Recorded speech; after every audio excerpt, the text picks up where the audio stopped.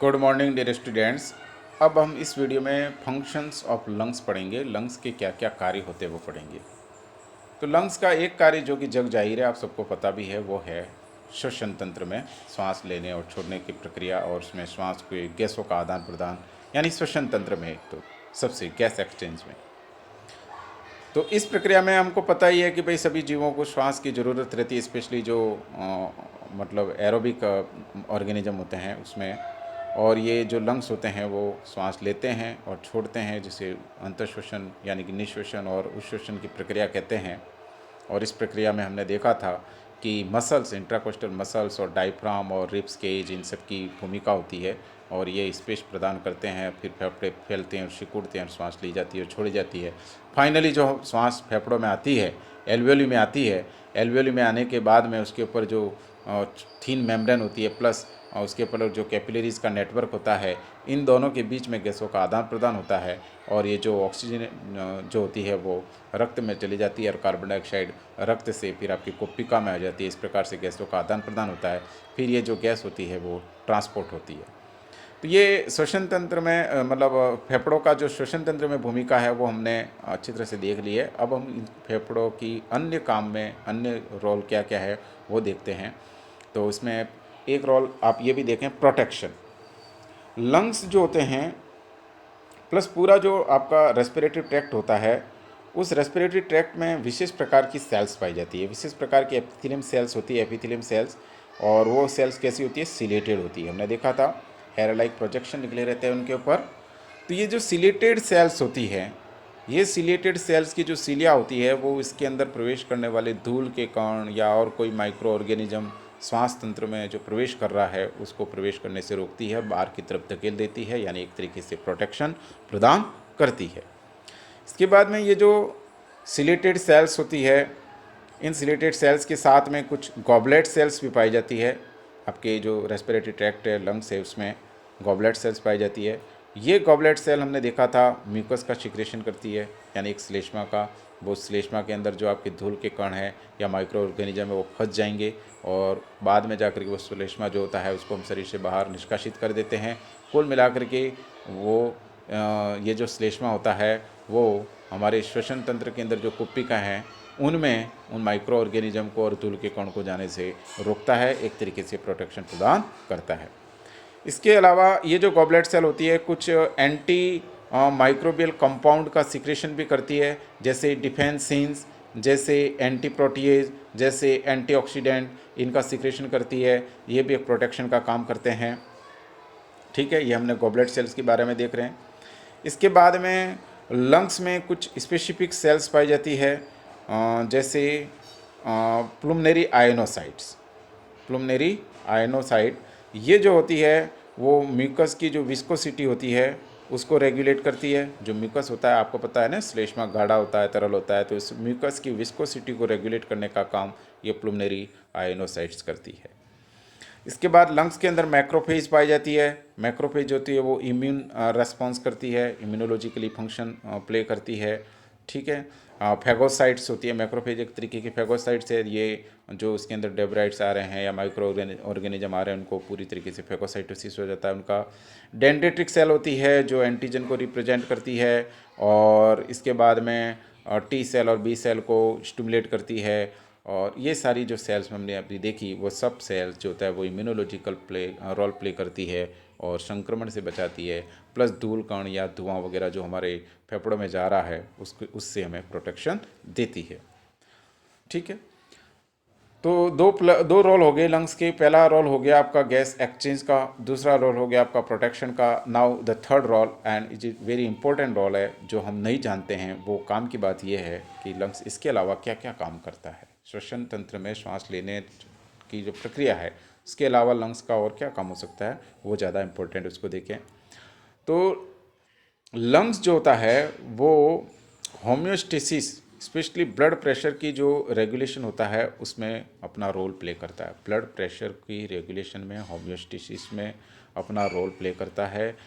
एक प्रक्रिया होती है जिसे रेनिन एंजियोटेंसिन सिस्टम बोलते हैं। रेनिन एंजियोटेंसिन सिस्टम, इस रेनिन एंजियोटेंसिन सिस्टम के थ्रू, इसका डिटेल हम बाद में श्वसन तंत्र में पढ़ेंगे, ये जो सिस्टम होता है उसके थ्रू ये लंग्स जो होते हैं वो ब्लड प्रेशर को रेगुलेट करते हैं, इतना आपको याद रखना है।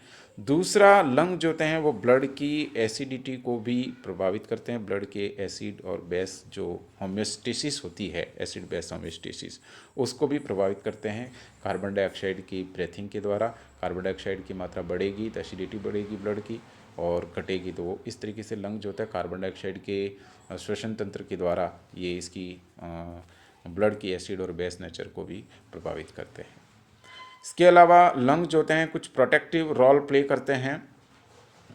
कुछ ब्लड बॉन्ड सब्सटेंस होते हैं जैसे प्रोस्टेग्लैंडिन्स है, ल्यूकोट्रिएंस होते हैं, सीरोटोनिन्स है, ब्रेंडिकाइनिन्स है। इनका लंग जो होता है वो एक्सक्रीशन भी करता है, उनको बाहर निकालता है।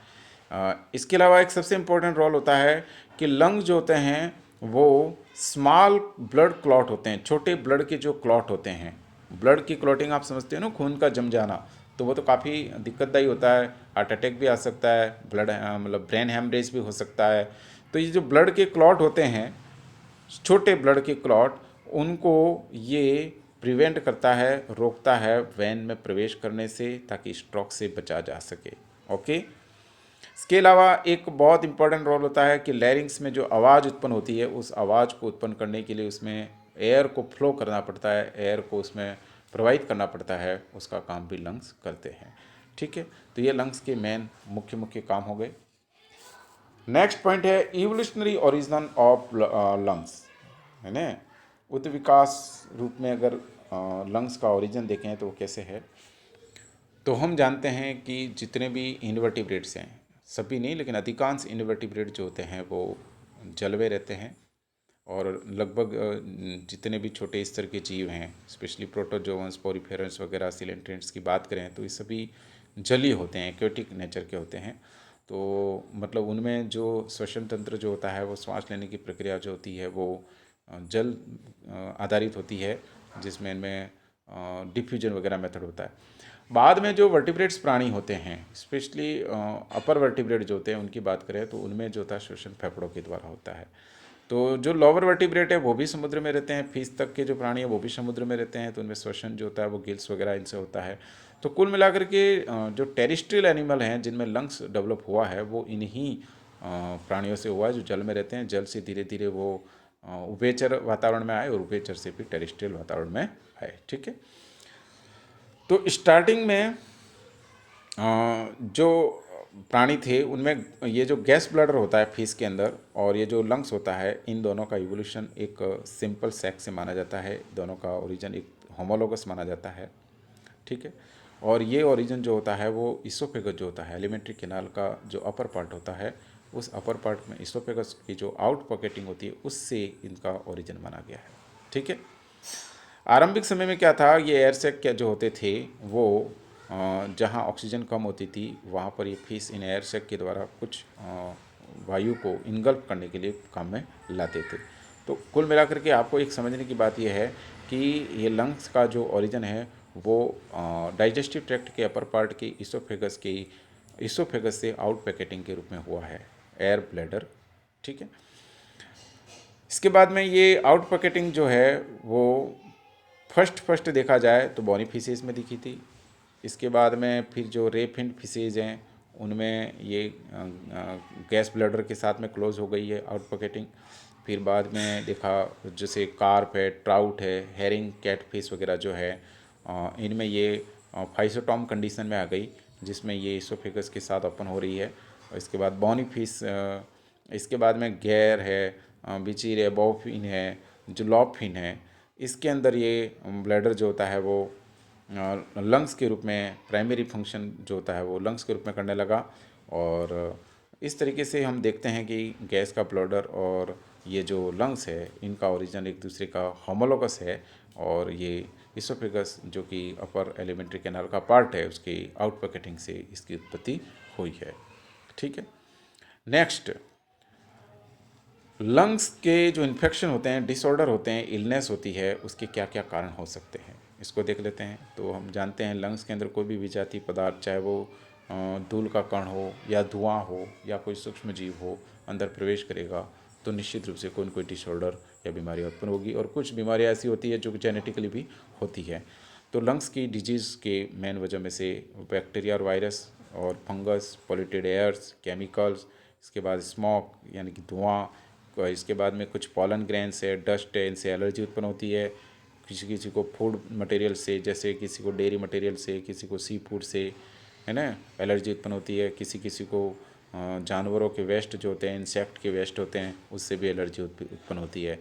तो लंग्स की इलनेस में ये सारे कॉजेस हो सकते हैं, ये सारे कारण हो सकते हैं। ठीक, अब हम शॉर्ट में देख लेते हैं लंग्स की कुछ डिजीज़ों। सबका डिटेल तो देख नहीं सकते हैं हम, क्योंकि हम डिजीज़ नहीं पढ़ रहे हैं। शॉर्ट में इन डिजीज़ों को थोड़ा थोड़ा देख लेते हैं कि लंग्स से रिलेटेड कौन कौन सी डिजीज़ है। तो फर्स्ट अस्थमा। अस्थमा में क्या होता है कि सांस लेने में और छोड़ने में दिक्कतें आती है, यानी कि सांसें छोटी होने लगती है। स्पेशली ये जो अस्थमा होता है वो किसी एलर्जी की वजह से हो सकता है, किसी वायरल इन्फेक्शन की वजह से हो सकता है, या एयर पोल्यूशन से अस्थमा हो सकता है। अस्थमा का मतलब होता है सांस लेने और छोड़ने में दिक्कत आना, सांसों का छोटी हो जाना, ठीक है, जिसमें ब्रोंकाइज होती है वो इन्फ्लेम्ड हो जाती है। ठीक, इसके बाद ट्यूबरकुलोसिस, ये भी लंग से रिलेटेड बीमारी है। माइकोबैक्टीरियम ट्यूबरकुलोसिस से बीमारी होती है, बैक्टीरिया से, माइकोबैक्टीरियम ट्यूबरकुलोसिस से। ठीक है, ट्यूबरकुलोसिस की प्रमुख विशेषताएं में देखें हम तो क्रॉनिक कफ होता है, फीवर होता है, वेट लॉस होता है, ना रात को पसीना आता है। ये इसकी कुछ डायग्नोस्टिक कैरेक्टर्स होते हैं इस बीमारी के, है ना, कफ होना, फीवर होना, वजन का कम होना, रात को पसीना आना, ये ट्यूबरकुलोसिस की कुछ प्रमुख नैदानिक लक्षण है। इसके बाद एक इम्पॉर्टेंट डिजीज़ होती है एम्फीसीमा। ये बहुत इम्पोर्टेंट डिजीज़ है लंग्स की। एम्फीसीमा में क्या होता है, लंग्स की जो एल्वेलरी होती है, उस एल्वेलरी की जो वाल होती है वो थिन हो जाती है, पतली हो जाती है और डैमेज हो जाती है, और ठीक है, और इससे सांस लेने और छोड़ने में दिक्कत आती है। इसके बाद में नेक्स्ट डिजीज़ होती है आपके क्रॉनिक ऑब्स्ट्रक्टिव प्लुमनरी डिजीज़। इसमें भी सांस लेने और छोड़ने में दिक्कत आती है, सांसें छोटी होने लगती है, ठीक है। इसके बाद में न्यूमोनिया, ये जीवाणु से होता है, स्ट्रेप्टोकोकस निमोनी या निमोनियोकोकस निमोनी से, ठीक है। इसके बाद में प्लुमनरी फाइब्रोसिस, इसमें जो लंग्स की इंटरस्टिशियल वॉल होती है, इंटरस्टिशियम वॉल जो एयर सैक में पाई जाती है, उसके डैमेज होने से होती है। प्लूरेसिस, प्लूरेसी जो होती है वो हमने पढ़ा था, प्लूरा जो होता है उसके डैमेज होने से होती है। प्लूरा जो विशुअल प्लूरा पेरिटोनियल पिना हमने पढ़ा था ना, उसके डैमेज होने से होती है। ब्रोंकाइटिस, इसमें ब्रोंकाइज होती है वो इन्फ्लेम्ड हो जाती है, जिसमें कफिंग वगैरह होने लगता है ना, ये एक जनरल डिजीज़ होती है। लंग्स कैंसर, इसमें लंग्स के अंदर जो सेल्स होती है उनका जो डिवीज़न होता है वो इरेगुलेट हो जाता है और लंग्स कैंसर होता है इसमें। एक्यूट रेस्पिरेटरी डिस्ट्रेस सिंड्रोम, ये एक सीरियस इलनेस होती है लंग्स की, जो सडन इंजरी होने से होती है। और इसके बाद में कोक्सीडियोडोमाइकोसिस, ये आपके कवक से होती है, कोक्सीडियोडिस से, जो सॉइल में पाई जाते हैं। और इसके बाद हाइपर सेंसिटिविटी न्यूमोनाइटिस, ये एक एलर्जी रिलेटेड डिजीज़ है। Influenza, it is very common disease of lungs.